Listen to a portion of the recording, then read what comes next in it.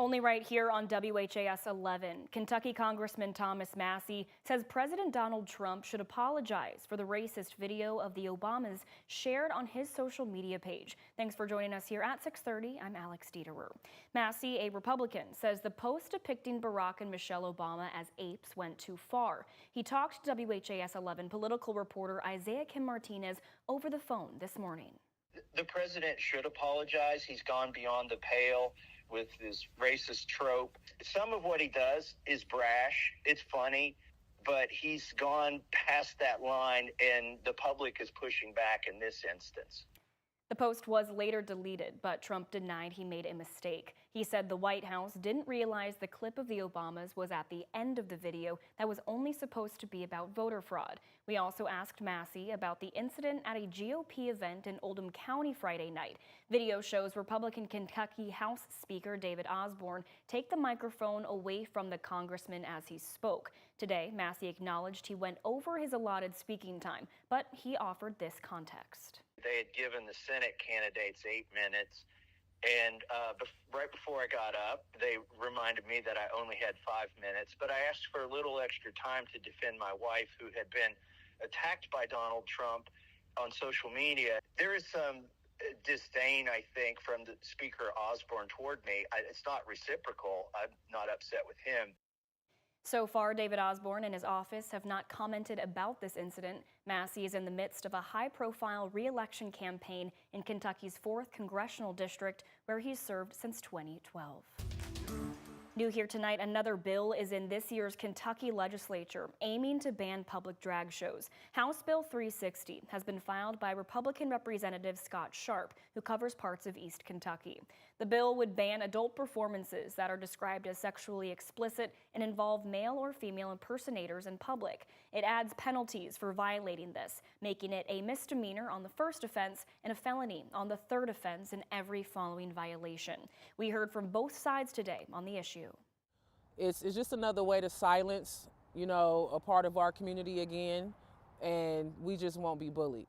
We think it's a common sense bill to protect kids from hypersexualized performances, including drag performances. If voted in, this would change yearly events like the Kentuckiana Pride Festival held at Waterfront Park. Similar bills passed in the Senate in 2023 and 2024, but failed in the House. Hear more from both sides of the argument from our reporter, Clarice Shaley, on the WHAS 11:19 tonight at 11.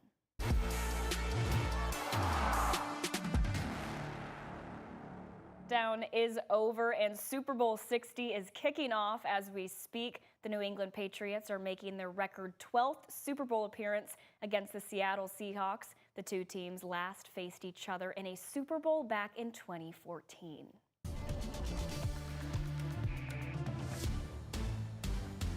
And joined now by meteorologist Austin Evans. And Austin, Super Bowl this year, Levi Stadium in Santa Clara, California. It feels kind of like Santa Clara, California here, doesn't it?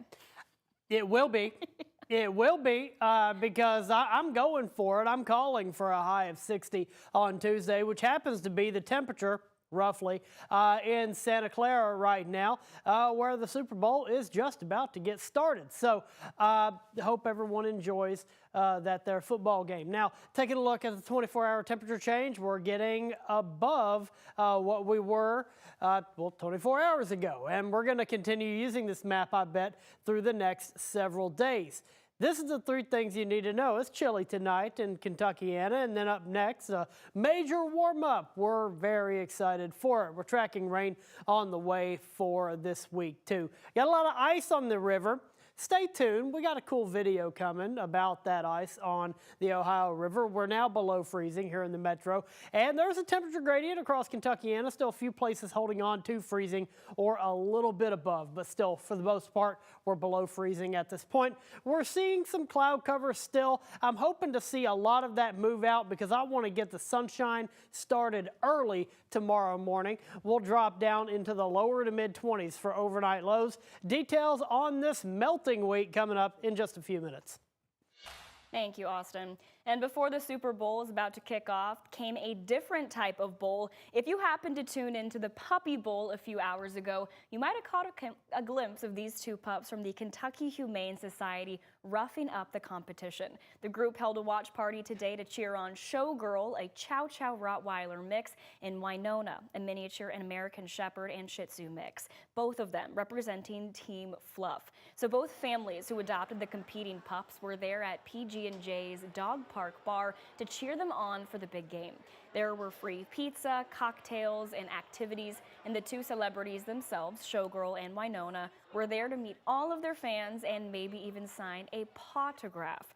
Showgirl, which is now named Retta by her new family, was sought out for months before she filmed the Puppy Bowl. Her new family says they had no idea she was going to the most famous dog sporting event. Our brothers and sisters definitely think she's an athlete. She gives them a run for her money. We just want to say thanks to the Kentucky Humane Society. They did a great job training her and getting her ready for our home and to acclimate with other dogs. They did a great job. This is the second year that KHS has been represented in the Puppy Bowl, and even better, Winona and Showgirl are champions. Team Fluff won the matchup after a touchdown in the final seconds that went under review. And watching a Super Bowl in the stands is obviously a dream come true for many fans. But what about attending every single one of the games? I want you to meet Don Chrisman, Gregory Eaton, and Tom Henschel. In the history of the NFL, there has been no team, not the Patriots, not the Seahawks, that has been to the big game more than the three of these gentlemen. They're called the Never Miss a Super Bowl Club. And this trio hasn't missed a single championship game since 1967. Well, just think about it. The first one, $10, $6, and $8, and 4,000, 4,500 people in a 100,000 seat arena. And look what it is today. This year, some 120 million fans will be watching at home, while another, including these three, another 90,000 are expected to pack Levi's Stadium for what some would call a once-in-a-lifetime trip. Don, who is also a Pats fan, is thrilled that his team is back today in a record 12th Super Bowl appearance. And Don turns 90 in just a matter of months. And while their health issues do come and go, they also emphasize that the friendship they've built will last a lifetime.